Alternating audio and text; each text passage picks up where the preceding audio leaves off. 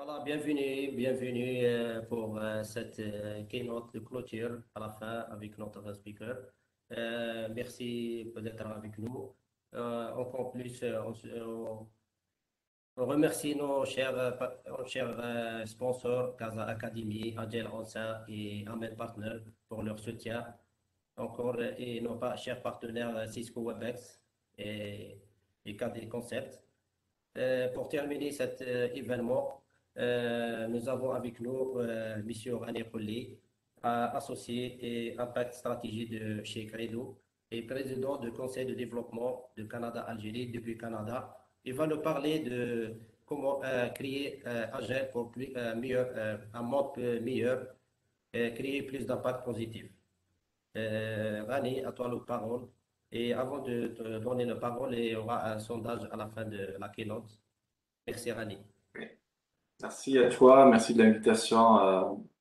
Je suis ravi d'être vraiment parmi vous ce matin. D'abord, juste un petit test. Est-ce que vous voyez mon écran?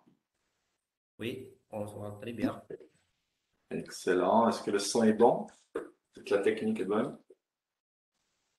Donc, effectivement, comme le mentionne Lies, merci beaucoup de l'invitation, Lies. Donc, quand même faire honneur à tous vos commanditaires et à tous les gens qui vous ont appuyé dans la préparation de ce bel événement, mais aussi vos sponsors, donc que je salue au nom des organisateurs. Je sais que c'est une organisation bénévole qui est assez intense pour avoir moi-même eu à être dans ce rôle. Je sais que c'est pas évident, c'est beaucoup de travail, beaucoup d'énergie. Et on espère finalement que les participantes et participants puissent apprécier et retenir ne serait-ce que des éléments qui leur permettent vraiment d'aller de l'avant. Quand l'IS et les organisateurs m'ont contacté pour cette conférence, initialement, ils m'avaient dit, bon, Rani, tu es quelqu'un qui maîtrise pas mal le business model Canva, l'innovation d'affaires, etc. Ils m'ont dit, est-ce qu'il y a quelque chose qui, en termes de thématique, que tu pourrais rajouter? Quand j'ai vu le programme, honnêtement, je salue d'ailleurs les différents intervenants, Kelly, Kim et l'ensemble des différents retours d'expérience, les workshops aussi au niveau du design thinking. J'ai vu que Lightback, ça a été assez bien fourni et quelque chose qui me tient plus à cœur, ce qui justifie un peu le thème de cette keynote de clôture, c'est vraiment comment, OK, on est agile, mais on a vu pour qui, et j'ai entendu les confrères et penseurs parler du client, de la centricité client, évidemment d'avoir cette intégration de l'agilité au cœur même du design stratégique finalement, d'avoir des notions de portfolio de produits ou de projets ou de business unit. Je pense que ces éléments-là sont extrêmement importants et il va de soi que les organisations agiles sont celles qui ont plus d'avantages compétitifs, qui ont plus éventuellement de potentiel de survie finalement. Mais tout ça va nous mener où? À quoi ça sert tout ça finalement? Mettons qu'on a atteint une certaine expertise au niveau de l'agilité, je me pose la question sur le pourquoi et non pas le pour qui. Si le pour qui c'est pour les clients, peut-être les collaborateurs internes, mais surtout les clients, ben, le pourquoi va nous mener à une réflexion beaucoup plus, j'allais dire, en termes de leadership, à surélever l'orientation et la vue d'ensemble, ne pas se restreindre seulement au client, aussi important soit-il, mais vraiment de dépasser un peu la réflexion du client vers d'autres éléments. Ce que je vous invite à faire, peut-être pour rendre cette keynote un peu plus interactive, je vous invite à prendre vos cellulaires et simplement scanner ce code QR. Vous allez pouvoir me rejoindre sur finalement ce genre de quiz et d'interaction assez live. Je vais essayer de vous copier quand même le lien pour ceux et celles qui n'ont pas peut-être la possibilité de le faire en mode scan. Lia, si tu peux juste m'aider, je vais mettre ici dans le chat. Alors, voilà, je vais essayer de le mettre ici dans le chat. Send to. Voilà, voici le lien donc, qui vous permet de rejoindre directement ces interactions. Il y a un petit quiz à la fin aussi pour qu'on puisse juste comme célébrer cette clôture tous ensemble. Donc, si vous pouvez juste me rejoindre et finalement, d'abord briser la glace en nous disant de quelle ville vous nous suivez. Et vous allez voir que le nuage de mots va se composer automatiquement. puis quelques-unes des autres questions qui me permettent de savoir peut-être qu'est-ce que vous avez retenu essentiellement de cet atelier-là. On voit des gens qui répondent à travers le chat, c'est correct aussi. Je vois Alger, certaines villes en France, et vous voyez Hassim Saoud Bouira à l'écran. Pas reçu le lien, donc peut-être Lia, si tu peux juste poster à tout le monde, parce que j'ai pu te le poster juste à toi. Donc le lien, si vous pouvez juste comme poster à tout le monde, à tous les participants, le lien de Slido pour qu'ils puissent nous rejoindre. Bref, belle diversité, on a Paris, Rabat. Évidemment, les villes qui grossissent au fur et à mesure, ça veut dire, voilà, merci Elias, tu viens de partager le lien. Donc, on a Élizy, Buira, Gigel, c'est aussi ça l'agilité, justement, grâce à ce média numérique, on est capable de voyager quasiment et d'avoir des interlocuteurs et des participantes et des participants à travers l'ensemble du territoire en Algérie, mais aussi bien au-delà. Alger, quand vous le voyez, ça va devenir une compétition quasiment. Chacun maximalement, essaye vraiment de poster votre ville, où est-ce que vous êtes, pour qu'on puisse avoir une vue d'ensemble. Donc, on a même des gens de Tunis, comme la Suisse aussi, Bjaya, certains savent que c'est ma ville natale, donc je vous salue, Sahab Timour, comme on dit. D'autres villes aussi. Bref, donc quand vous voyez juste à l'image et à l'écran, on voit déjà la diversité des provenances. Évidemment, j'aurais pu poser la question sur vos profils et vos backgrounds. Certainement qu'on aurait une super belle diversité à ce niveau-là. Donc, je poserai une autre question qui va plus, il va s'agir plutôt vraiment de ce que vous avez retenu auprès de mes collègues, confrères et consoeurs qui ont animé les différentes autres ateliers, workshops, retours d'expérience. Mais entre-temps, quand vous voyez ici, on voit bien qu'il y a une belle diversité en termes de participation. Peut-être que naturellement, Alger reste, pour l'instant, en tout cas, celle qui prend le bord.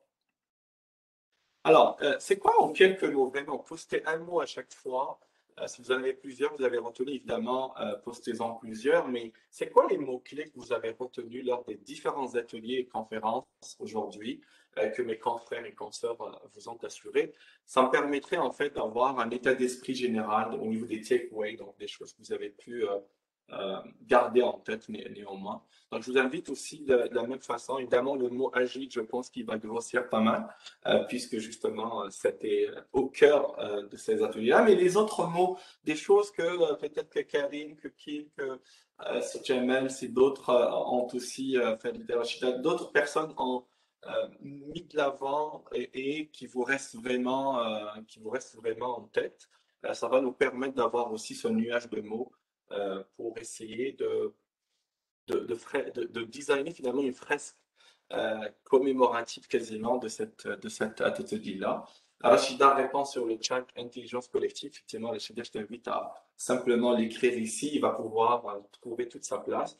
Et quand vous le voyez, évidemment, le mot agile, ça va de soi, mais MVP, la vision, rester agile, la transformation, il y a la vision et le changement.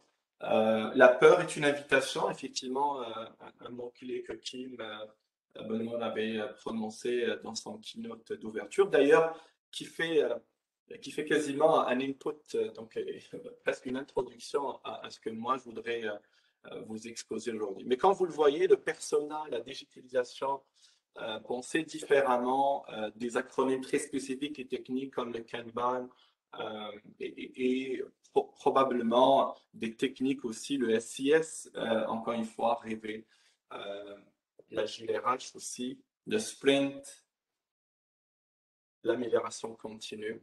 Et ça continue à grossir, mais le Kanban, Scrum, Agile, on reste vraiment dans le cœur de métier. Probablement que c'est vous. On vient de dévoiler votre background. Probablement qu'il y a des Scrum Masters et des coachs dans l'agilité qui sont beaucoup parmi nous, ce qui est tout à fait normal. La partie de Lean Value aussi, intéressant. Le faire en mode workshop, être positif, rêver. Bref, je crois qu'il y a là une belle fresque en tout cas pour les organisateurs. Je vais vous envoyer tout ça évidemment, c'est à vous, donc on va pouvoir cristalliser en quelques mots, mais ça dit quand même qu'est-ce qui a été le plus retenu lors de cette conférence, de cette demi-journée-là. Le design thinking vient de prendre un peu plus d'ampleur, mais sans détrôner le Kanban l'agile. et le MVP aussi. Vous allez remarquer que sur Slido, quand vous allez essayer d'écrire un mot, s'il a déjà été écrit par quelqu'un d'autre, il vous propose complètement finalement de le réécrire et de voter dessus, ce qui va permettre un peu de grossir ça encore plus. Bon, ben merci pour cette participation. N'hésitez pas encore à être en mode, j'allais dire, interactif avec moi lors de cet atelier-là. Alors, je vais vous définir, puisque le titre intègre le mot impact, alors commençons par la définition de l'impact. Très sommairement et conceptuellement, c'est des changements intentionnels. Donc, l'ensemble des mots qui sont en gras sont importants. Évidemment, positif, on pense à l'impact comme étant il est naturellement positif, mais il peut aussi avoir des impacts négatifs. Donc, on pense plutôt à des changements positifs.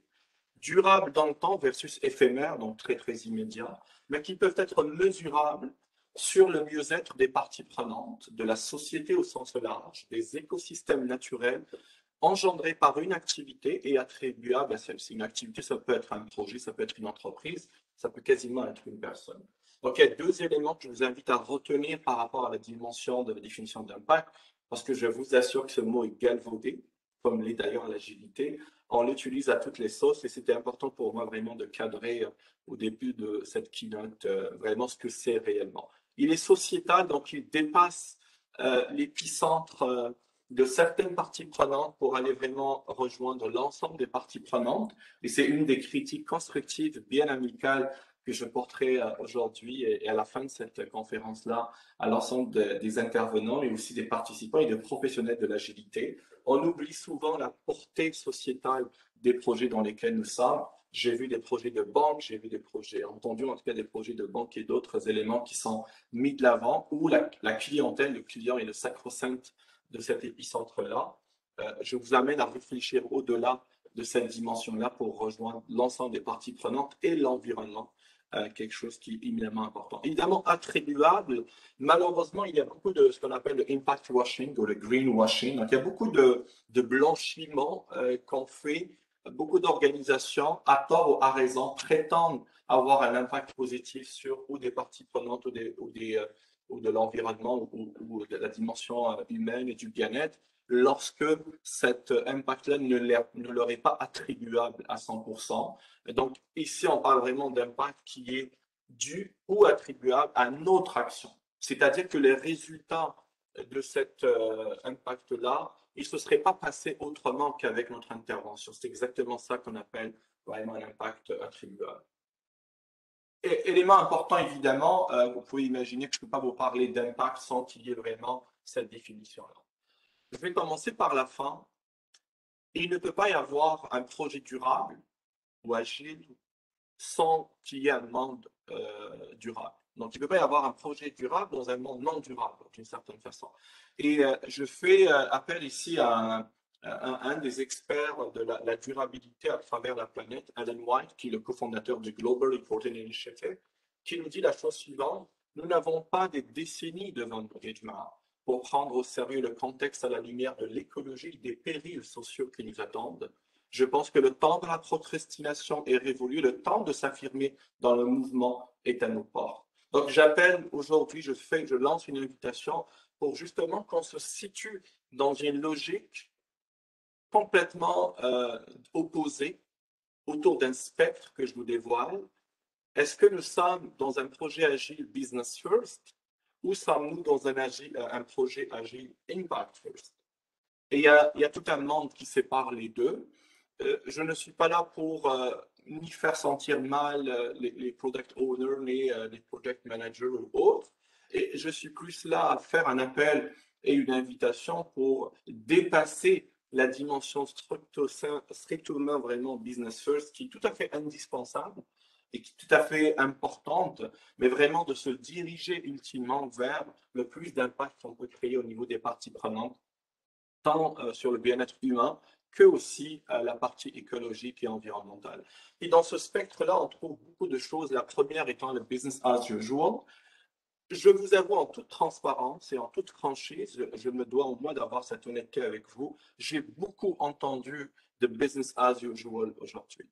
Ce qui est tout à fait normal, peut-être, parce qu'on est peut-être dans une relance, parce qu'on est peut-être dans un post-Covid qui ne pointe pas son nez complètement. Toutefois, j'ai bien envie quand même qu'on puisse, en designant des stratégies agiles, en concevant des produits et des services de façon agile, quand même aller vers une certaine projection et élévation stratégique pour qu'on puisse aussi créer des impacts positifs pour les parties prenantes qui nous entourent. Ça va de soi, on est encore dans une logique de business first, mais de dépasser ça pour minimiser les impacts négatifs. Chaque projet agile a des impacts négatifs sur les humains et sur la planète. Ça, il faut vraiment en être conscient. Il ne faut pas qu'on fasse l'autruche et qu'on passe à côté de cet élément-là. En même temps, quand nous avons des impacts négatifs que nous devons réduire au mieux qu'on peut, voire même éliminer, si on est tout à fait impact by design, donc on intègre. Aujourd'hui, on fait appel à l'agilité, on clame que l'agilité devrait être au cœur du design stratégique. Ben, je fais la même rhétorique, j'utilise la même rhétorique en vous disant, ben, tant qu'à y être, intégrant l'impact à l'intérieur de l'agilité pour que lorsqu'on l'intègre à l'intérieur de l'organisation et des business units et des produits, ben à ce moment-là, en ayant cette agilité-là, on crée aussi on maximise notre potentiel d'impact en réduisant ceux qui sont les plus négatifs, tant pour l'environnement que les humains. Je vous prendrai quelques exemples dans un moment. Voici la triptyque que je vous invite à garder en tête pour peut-être un pseudo-agile 2.0, qui peut être même 3, 4.0 si vous souhaitez. Mais au-delà de cela, l'idée, c'est vraiment de dépasser l'agilité telle qu'on la connaît aujourd'hui, qui est éminemment, vous me l'accordez, essentiellement pour des raisons j'allais dire, économique, donc créer des richesses et améliorer les conditions de vie matérielles, c'est tout à fait important. Je ne suis pas là pour le dénigrer, le diminuer, bien au contraire. Toutefois, est-ce équitable avec la société, que ça satisfait des besoins et des enjeux sociétaux tels que l'éducation, l'habitat, l'emploi, le risque d'exclusion, l'équité intergénérationnelle, la diversité homme-femme? Je fais une petite parenthèse. On est trop d'hommes au panel, on est trop d'hommes dans cette conférence-là. J'espère et je vous lance le défi aux organisateurs qu'on puisse avoir une équité homme-femme au niveau des panélistes et des intervenants, des conférenciers à l'année prochaine. C'est ça aussi, intégrer des dimensions de valeur et d'impact au cœur de nos démarches. Et je pense que l'agilité a suffisamment de compétences et voire même nécessite cette diversité équitable entre les hommes et les femmes pour qu'on puisse vraiment profiter pleinement du potentiel de l'agilité. Je reviens à mon propos. Est-ce que ces projets-là sont vivables au sein de l'environnement?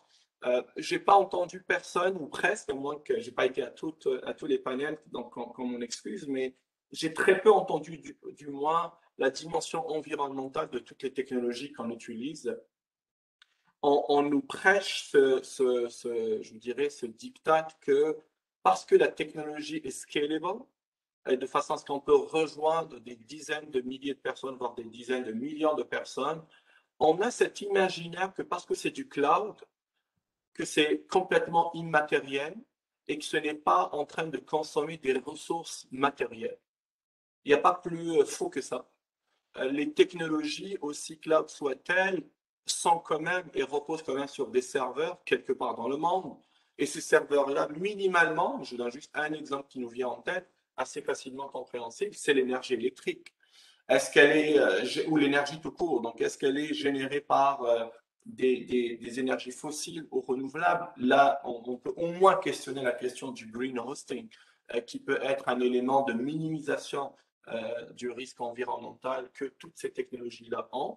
Mais même si je reste au niveau de la société, c'est bien beau de penser qu'une banque ou un service numérique administratif puisse devenir digital, puisque j'ai entendu ce mot à peu près 70 fois aujourd'hui, mais qui, de l'exclusion de certaines personnes, de certaines catégories de personnes de la société, que pour des raisons de littératie numérique, pour des raisons d'accessibilité ou quasiment au rédument de la connectivité pour qu'ils puissent accéder à ces services-là. Donc, je crois qu'au niveau du design thinking, c'est bien beau d'avoir le client au centre de notre réflexion, mais je vous appelle et je lance cet appel d'avoir aussi les non-clients et les laissés pour compte et ceux qui sont marginalisés complètement inaccessibles à ce genre de technologie-là, à ce genre de produits, de services-là. Il faut vraiment les garder en tête. Sinon, malheureusement, on va créer une société à deux vitesses. Et on voit durant la pandémie comment justement cette société à deux vitesses coûte très très cher à l'humanité dans son ensemble. Deux vitesses voulant dire des gens qui ont accès et ont les moyens d'accéder à certains produits et services, et d'autres malheureusement qui sont laissés pour compte. Donc voici un peu la triangulaire que je vous invite à garder en tête lorsqu'il s'agit de concevoir des projets, des stratégies agiles, mais qui soient aussi dans la prospérité et dans un certain partage équitable à toutes les parties prenantes, pas seulement le client, pas seulement les actionnaires, pas seulement les collaborateurs employés, mais aussi d'aller vers d'autres parties prenantes qui n'ont pas le droit à la place autour de la discussion, qui n'ont pas encore de place au niveau des design sprints ou des design thinking workshops que vous faites, et ceux-là sont extrêmement importants à garder en tête. Pour vraiment clôturer sur une note plutôt prospective et vous dire quel est le spectre que je vous invite à garder en tête, c'est l'agilité. Pour moi, c'est un son longueur. Donc, on essaie d'avoir vraiment ce rythme-là, d'arriver à accomplir un certain nombre de développements dans les meilleurs délais possibles et de la façon la plus efficiente possible et probablement en utilisant le moins de ressources possible. Donc, en soi, l'agilité, et c'est ça la bonne nouvelle et pourquoi je vous parle de ça aujourd'hui, en soi, l'agilité intègre déjà des dimensions d'impact et de durabilité. Sauf qu'on peut en faire de l'agilité pour des éléments non durables, comme on peut faire de l'agilité pour des dimensions d'impact. Le saut en hauteur que je vous invite à voir, c'est d'élever le regard sur seulement la centricité client, ou produit, ou actionnaire, ou employé, pour aller vraiment en hauteur et voir plutôt la forêt versus de l'arbre, et de penser de façon écosystémique en intégrant des éléments de durabilité que je vous dévoile dans un moment, notamment, et je m'arrête là, passer du monocapitalisme au multicapitalisme. Je peux en faire 3 heures juste sur cette slide-là, mais d'un mot, gardant en tête que nous avons été formatés pour être des entreprises seules et être les meilleurs au monde. On a été formés et formatés pour créer des produits, des services de façon agile, à ce qu'ils puissent être les meilleurs sur le marché. J'ai déjà entendu des chefs d'entreprise et des intervenants le dire et le clamer haut et fort, et ça donne même un élément de fierté. Mon invitation pour vous, c'est de passer de meilleur au monde vers le meilleur pour le monde. Et donc, d'être seul détenteur d'un capital technologique ou d'un élément de différenciation compétitif vers vraiment ensemble, parce que les enjeux sociétaux auxquels on s'attaque aujourd'hui, messieurs, dames, sont complètement complexes et c'est impossible de penser qu'en seul on pourra les résoudre. On n'a qu'à penser à l'éducation, on n'a qu'à penser à la santé, ne serait-ce que ces deux éléments-là. C'est quasiment impensable que quelqu'un puisse prétendre pouvoir et vouloir peut-être, mais pouvoir les résoudre seul, c'est complètement insensé. Donc, ce shift de paradigme que je vous invite à garder en tête, c'est est-ce que je suis meilleur au monde ou je veux être plutôt meilleur pour le monde? C'est un peu le point de réflexion que je vous invite à avoir en tête. La grille de lecture des 17 objectifs de l'ONU du développement durable peuvent être un élément intéressant. Vous savez, l'agilité versée dans l'économique, vous la voyez sur cette slide-là, elle est vraiment extrêmement restreinte en termes d'impact. Elle aura seulement un impact finalement financier, de productivité. C'est tout à fait important. D'ailleurs, il faut avoir cette richesse financière-là pour qu'on puisse vraiment aller agir sur la société, sur la biosphère. Mais c'est impensable d'avoir une économie qui prospère si on n'a pas une société sur le plan humain qui, elle aussi, est prospère, et si on n'a pas une planète qui nous garde encore en vie pour quelques centenaires, si vous me permettez l'expression. Donc, voilà quelque part un peu la trajectoire que l'humanité a vécue depuis les dernières 20 années. L'agilité a été absolument importante pour avoir des bons produits et services. Là, aujourd'hui, on est à l'ère du XXIe siècle, donc je lance un appel pour passer à des bonnes entreprises qui sont plutôt dans une posture de gouvernance et d'impact multidimensionnel qui dépasse la survie économique de l'entreprise seulement et qui dépasse les bons produits et services pour être vraiment des bonnes entreprises pour la planète, pour l'humanité et pour les parties prenantes tout entières, incluant celles qui sont exclues jusqu'aujourd'hui au niveau finalement de la sphère de décision. Deux exemples, le client, j'ai entendu beaucoup le client comme étant un épicentre. Ben, on peut passer de la partie du client comme épicentre vers les parties prenantes. Pensez, comme je vous l'ai mentionné tout à l'heure, aux humains oubliés, aux primés ou éventuellement à la biosphère et à l'environnement. Et enfin, la profitabilité qui peut dépasser le cadre de seulement du cadre financier. Via les organisateurs, je vais vous partager ce lien qui vous permet d'avoir une grille d'analyse de l'impact de votre projet agile. Il y a un service gain qui vient avec, mais en tout cas, au moins le framework que vous avez sous les yeux, avec lequel je m'arrête pour accueillir vos questions. Et juste avant, je vous ferai faire un petit quiz. Donc, regardez les 4 dimensions. Vous avez les gens, vous avez la planète, vous avez le profit et vous avez le purpose, qui est le sens. Donc, en gardant en tête ces quadrilatères, quand vous concevez des projets agiles, vous avez là une chance de dépasser le caractère financier seulement parce que vous avez des humains que vous mobilisez, vous avez des enjeux de santé qui sont liés à n'importe quel projet.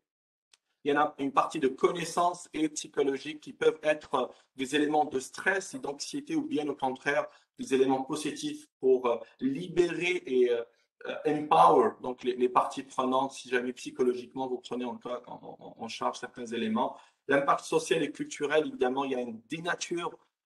On peut assister à un certain dénaturement de la partie culturelle si jamais on ne les prend pas en compte. Évidemment, socialement, on peut. Est-ce qu'on est en train de réduire les écarts sociaux ou on est en train de les exacerber? Là aussi, il y a des éléments importants à garder en tête. Évidemment, la nature, j'ai pensé juste à la partie énergétique qui peut être importante. Bref, voici une grille qui me paraît, qu'on pratique en tout cas tous les jours chez nous pour qu'on puisse concevoir des projets qui puissent être quadrilatères et non pas seulement monocapitalistes au niveau de la partie financière. Je vois le temps filer, je vais vous passer certains slides que vous pouvez retrouver au niveau du partage. J'aurais aimé vous parler de certains éléments au niveau au moins le rôle de l'impact social et son intégration à l'échelle de la gouvernance, notamment la partie de la raison d'être, mais je passerai quelques éléments et je vous promets de vous les laisser quand même présents au niveau du slide deck que je vais vous partager. Alors, je passe rapidement vers cet élément de quiz. Retournez vers finalement, vos cellulaires ou votre ordinateur si vous étiez en mode participer à Slido dessus.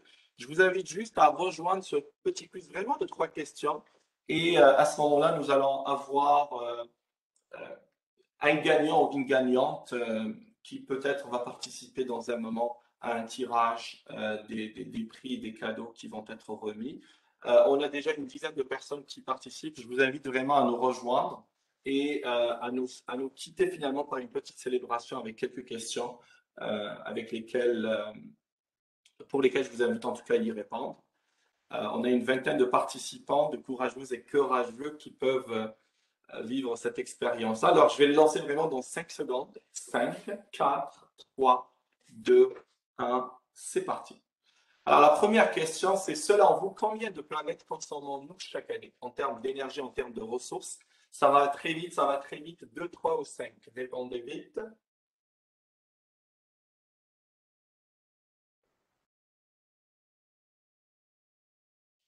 Alors, majoritairement, 40% de cas ont répondu 2. Certains autres ont répondu 3 et 5. Effectivement, malheureusement, on en consomme déjà. En fait, la date cette année était le 8 août dernier. Le 8 août dernier, on avait déjà consommé toutes les ressources de la planète. Mais fait étonnant, si l'humanité vivait comme les Nord-Américains, on aurait consommé 5 planètes par année.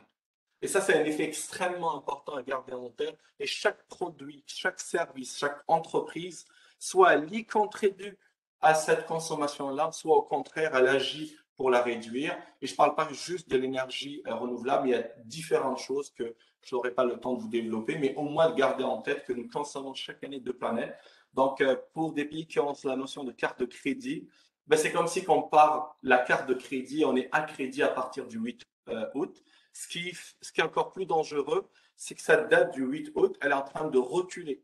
C'est-à-dire que probablement d'ici là, on va en consommer plus que 2 planètes et que l'épuisement de la planète en termes de ressources va arriver déjà aux alentours du mois de juillet, ensuite du mois de juin, ce qui est complètement effrayant. Allez, prochaine question. On peut intégrer l'impact à l'agilité à quel niveau? Je donne une vingtaine de secondes. Il y a plusieurs choix de réponses qui peuvent être Encore 5 secondes. Modèle d'affaires, client, actionnaire, partie prenante ou l'environnement? Il y a des gens qui répondent sur le chat, mais la bonne réponse qu'il fallait avoir, c'était C. Majoritairement au niveau des parties prenantes, ce qui est tout à fait vrai. Mais le modèle d'affaires aussi, je pense que certains intervenants en ont parlé, on peut intégrer l'impact à l'intérieur du modèle d'affaires. D'ailleurs, il y a un canevas de modèle d'affaires à impact qui est maintenant mis de l'avant, qui dépasse celui du Business Model Canvas Generation de Strategizer. Et je vous invite vraiment, je le donnerai comme ressource à l'atelier pour que vous puissiez aller au-delà de l'économique pour vraiment intégrer l'impact. Ben, j'ai mis intentionnellement non pour les clients, c'est vraiment provocateur de ma part, mais évidemment qu'ils font partie des parties prenantes. Mais c'est juste pour aller un peu à contresens de ce qui est régnant. Évidemment, les clients ont autant le droit d'avoir un impact positif à leur égard. Les actionnaires, parce que c'est eux qui investissent aussi, qui font tourner cette machine, espérant qu'elle soit versée vers l'impact. Des parties prenantes et de l'environnement, ça va de soi, évidemment. Alors, la dernière question, c'est plutôt se laisser sur la définition de l'impact, au moins de ce que vous en avez retenu. Quelle est la définition qui vous paraît la plus pertinente entre les deux? Il y en a une qui est seulement juste.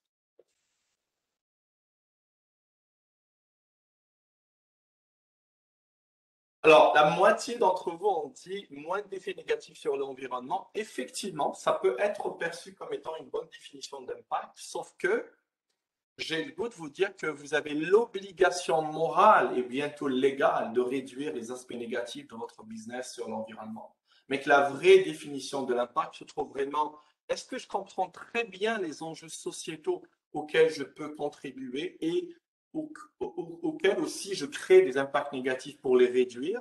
C'est quoi mes intentions d'impact réellement, qu'elles soient sur le moyen, le court ou le long terme? Et ensuite, est-ce que je mesure mon impact dans mon projet de sorte à ce que je puisse être dans une condition d'amélioration continue? Donc, la vraie définition de l'impact, c'est plutôt la compréhension des enjeux, à quoi s'ajoutent des intentions fermes au niveau de la raison d'être même du projet. Et la raison d'être, je vais faire j'ai un petit placement au cœur tout à l'heure. La raison d'être, que ce soit le client, ça me paraît faible comme intentionnalité, très honnêtement, parce que si la raison d'être d'un projet agile est le client seulement, ben, évidemment, on est dans une logique business first, on est vraiment dans une profitabilité seulement, or que la raison d'être doit dépasser cela pour aller vers vraiment des impacts pluridisciplinaires. Le gagnant, et je vous invite, chers organisateurs, à garder son nom, Aital Karim, a été celui qui a non seulement répondu le plus rapidement au maximum des questions, mais aussi a eu les bonnes réponses finalement. Donc, félicitations, c'est Karim Aital. Et je vous rends la parole, cher Elias. Merci Rani, merci très pour cette keynote inspirante. Donc, Monsieur Aitalab, merci de nous écrire votre mail pour nous contacter. Et voilà, on arrive bon pour le sondage. Vous avez le sondage pour nous donner la satisfaction de cette keynote. Je vous remercie énormément Rani pour cette approche de l'économie de sagesse, c'est important. Merci, ça, c'est à votre disposition s'il y a des questions ou si le chat Justement, on qu'il a y a pas des éléments. des questions et on a le temps pour passer à Monsieur Jamel qui va nous présenter le concours qu'on a lancé dans les réseaux sociaux. À toi la parole, Jamel. D'abord, je tenais à remercier tous les participants. Oui. Donc, comme je disais, je tenais à remercier tous les participants. Pour moi, ce sont tous des gagnants parce que le fait d'avoir participé à cet événement, donc ils ont tous gagné puisqu'ils veulent franchir le pas et devenir agiles et faire partie de cette communauté des agilistes algériens. Voilà. Par contre, je pourrais avoir le partage, s'il te plaît?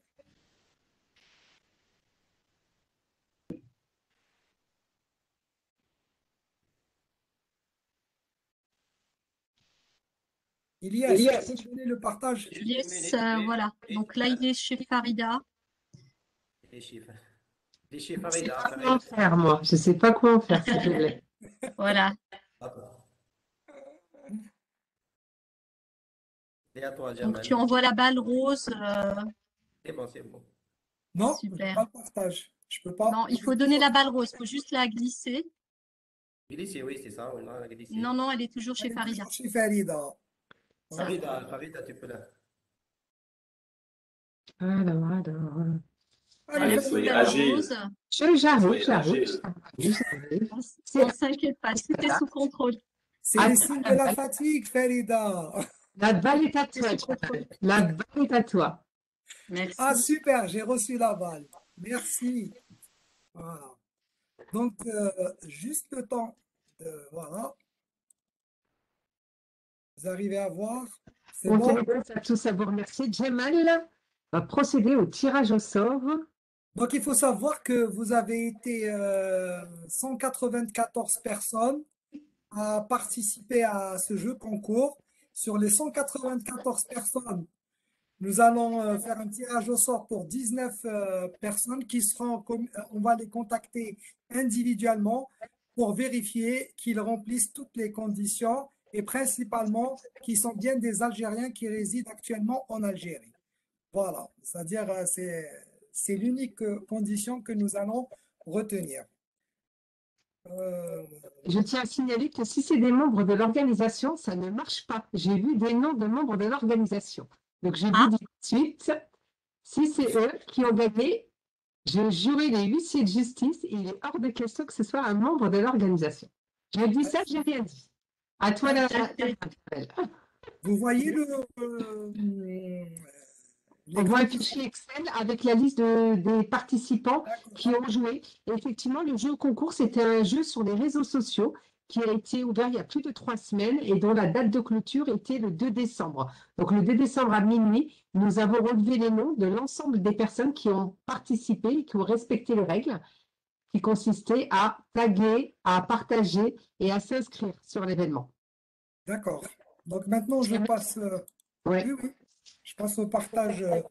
Donc voilà, comme vous pouvez le constater ici, le nombre de gagnants à tirer au sort, ça va être 19. Je mets la liste, tout simplement, et je clique sur tirer au sort. Voilà, bingo, on a la liste qui s'affiche devant nous. Donc nous avons Ahmed Tijan, Adam, Abdelkader Keimouch, Harar Imadeddin, Raou Malek, Amour Bentouta, Nina Khalfan. Bah, il y a certains noms qui sont un petit peu, ils peuvent vous paraître bizarres parce que le jeu concours, je voulais préciser qu'il a été lancé sur le réseau social Facebook, Instagram et LinkedIn.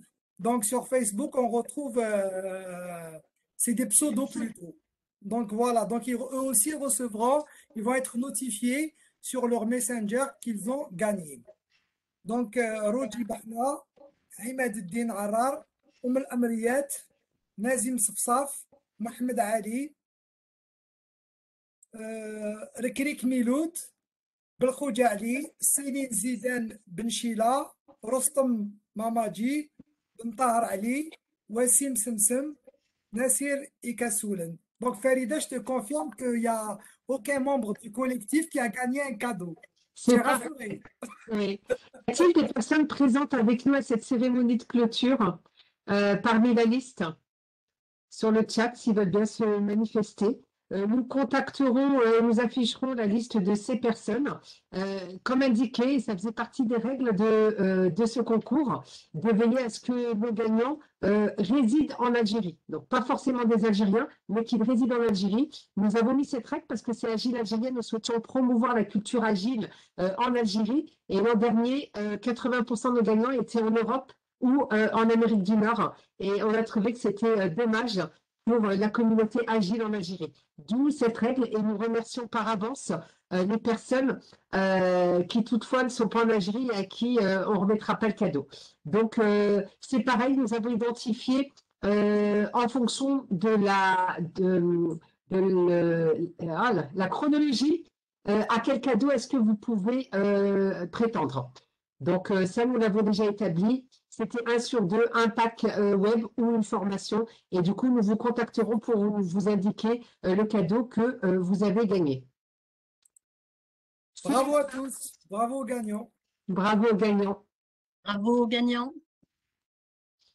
C'est la fin. Ça y est, déjà 2 heures, Très c'est bien. écoulé, un peu plus de 2 heures. Un grand merci à vous, à tous nos participants. Au plus haut, vous avez été presque 200 à nous avoir suivis aujourd'hui. Nous vous invitons à partager sur les réseaux sociaux les moments forts qui vous ont plu, qui vous ont marqué aujourd'hui. Nous avons posté sur l'ensemble des interventions de nos speakers aujourd'hui. Nous vous invitons à rester connectés à Agile Algéria. Encore merci à nos sponsors qui nous ont soutenus, ainsi que nos partenaires. Un grand, grand, grand merci à tous nos speakers, vraiment pour la qualité de leur intervention et pour la diversité des sujets qui ont été proposés, comme l'a soulevé également Rani dans sa keynote, qui, nous l'espérons, auront répondu à vos attentes et à vos exigences et que vous repartez avec plein d'idées pour faire la différence demain dans vos projets et dans vos contextes personnels et professionnels. Nous vous souhaitons un très bon cheminement vers l'agilité. Nous vous disons à bientôt. On vous propose de nous suivre sur les réseaux sociaux jusqu'à la prochaine édition en 2022 et pourquoi pas en présentiel en Algérie, Inch'Allah, pour être encore plus proche de vous. On vous remercie au nom de tout le collectif Agile Algéria. Merci pour tout, pour votre soutien, pour votre présence et à bientôt. Salam alaikum. Salam wa rahmatullah. Au revoir tout le Au monde. revoir à tous. À la prochaine Merci édition. tout le monde. Félicitations. Merci beaucoup. Merci à tous. Merci à tous. Merci d'avoir été avec nous sur cette demi-journée. Et puis, on espère que ce sont des thématiques. Vous avez pu collecter quelques mots-clés, quelques inspirations ou un peu de motivation pour pouvoir aborder vos sujets de tous les jours et vos sujets professionnels. Voilà, en tout cas, j'ai été très ravie d'accompagner tout le monde sur les créneaux sur lesquels j'étais. Et puis, j'ai été très, très, très ravie de rencontrer nos speakers cette année. Et puis, merci beaucoup, Rani, pour ton talk très inspirant. Merci à toi. Et puis, fédérateur. Merci, revoir. merci beaucoup, Rachida. Bye bye. Merci. Au revoir tout le monde. Au revoir. Au revoir tout le monde. Au revoir. Et pensez à être le meilleur pour le monde. Bye bye. On espère. Au revoir.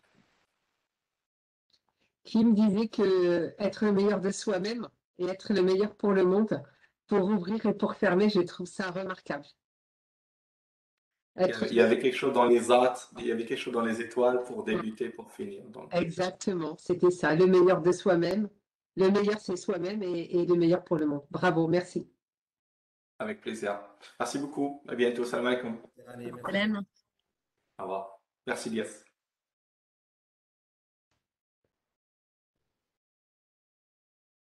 On peut quitter. Nous avons perdu notre somme. Tu as fini l'enregistrement, Rachida? Pardon? L'enregistrement, Elias.